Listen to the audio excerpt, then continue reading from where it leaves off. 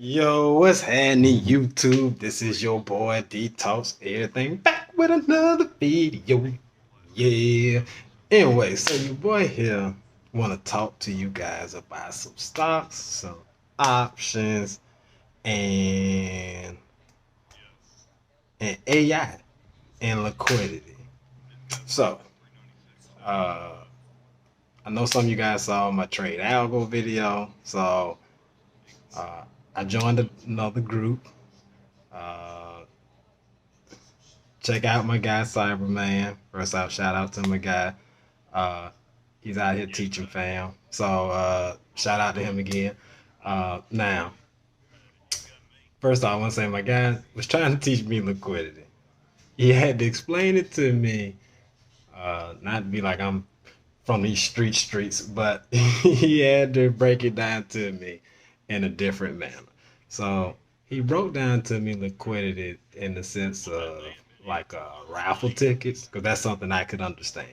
So liquidity is like raffle tickets or a football pool, and the stock market. Like if you look at option chains or whatever the case is, or how the market moves, like your support resistance, supply demand, all the same thing. It's all the same.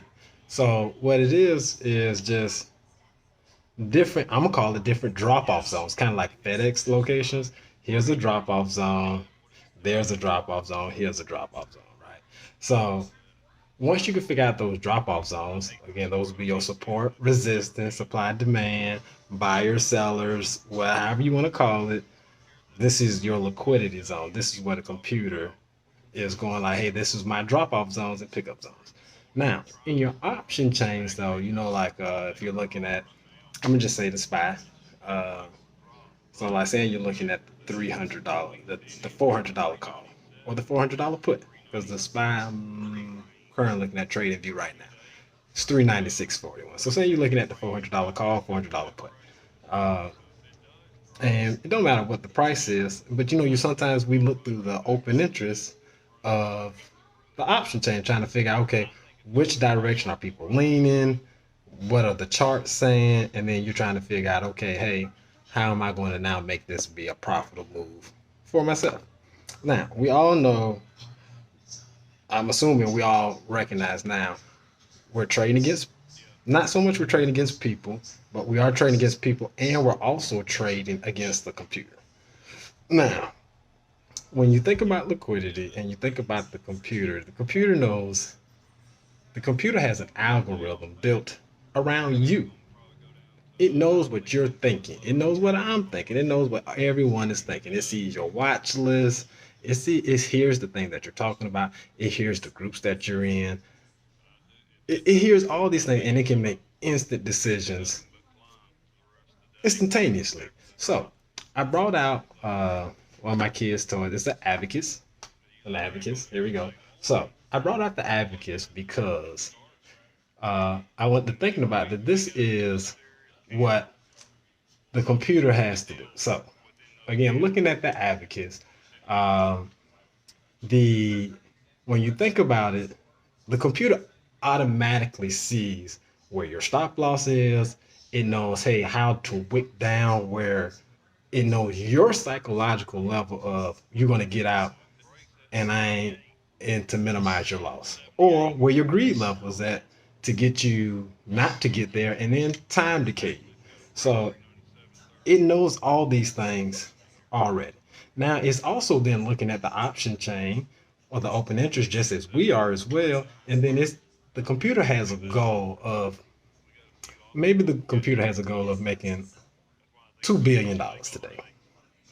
Saying, hey, our goal is 2 billion, but at bare minimum, we need to bring in $500 million today. So, hey, computer, hey, here's you $10 million. Go make it happen. So, computer again. Now, here's my advocates. The computer is saying, okay, hey, I see all these options. So it's doing instant calculation. It's doing do do do do do do, and then like, oh, I got one. Do do do do do do. I got one. Do do do do. I got one. Ooh, do do do. I got one. I got one. And then it's just totally moving them and doing counting back and forth instantaneously, and then until it moves all this over and say, okay, bam. I filled up my board because I wicked you, I wicked you, I wicked you, I psychologically got you, I psychologically got you. I did what was necessary to fill up my board for the day. Now, my minimum balance, what the computer was looking for, again, my hypothetical was 500 million. But we really want, what I said, a billion, 5 billion?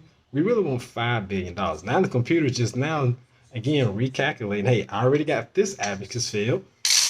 Let's get a new abacus. And then again, do.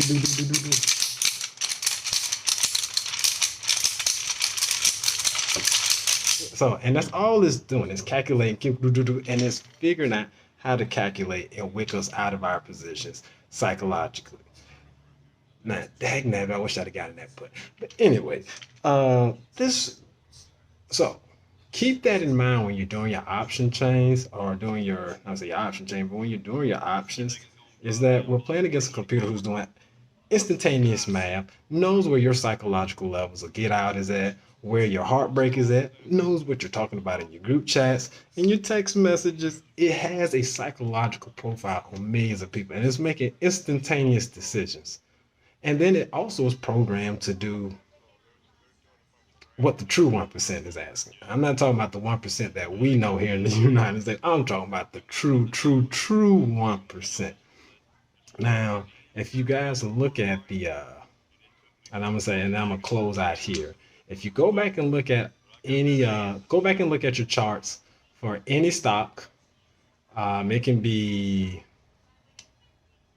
the SPY, it can be Amazon, Apple, Microsoft, QQQ, IWM, Tesla, Google. So if you go back to pre-COVID, February 2020, and then look up to the run-up of 2021, like these miraculous run-ups, and then you look at where our prices are now, it looked like a mountaintop and somebody sliced the mountaintop off and now it's a plateau. Like that's look like exactly what it is at.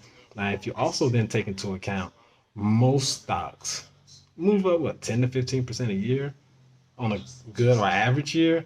And if you look at February 2020, look at where we're at now, we're about right where we were supposed to be because February 2020, if you give a whole 10%, 15% up, and then for 2020, and then the same thing for 2021, and considering any possible pullbacks, small pullbacks, and look at the prices. Now that's right where we're at. So what I'm going to say is so with all that being said is my thought is whoever the true 1% is took them whole mountaintop peaks. All that money that was created and dropped into the market, that was them taking all that money off the top and then put us right back where we were. Now I know there's a lot of people out there who made some money option trading. So y'all got a small piece of the amount. Y'all got like for how much money was there in all of these stocks, and now all these mountaintops are gone. Like anyone who made money or got money out of this, we got pebbles, we got sand particles. We didn't get anything significant.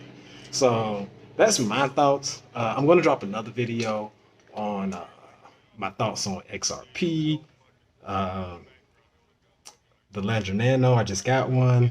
I actually did a video, but I didn't like it because I had to stop, pause, all the other jazz. So I'm gonna redo it and let y'all know what that's about, and then at least what my theory is on where XRP is going, and what the thoughts are, what my thoughts are again. So peace and love, YouTube. Have a great rest of your day.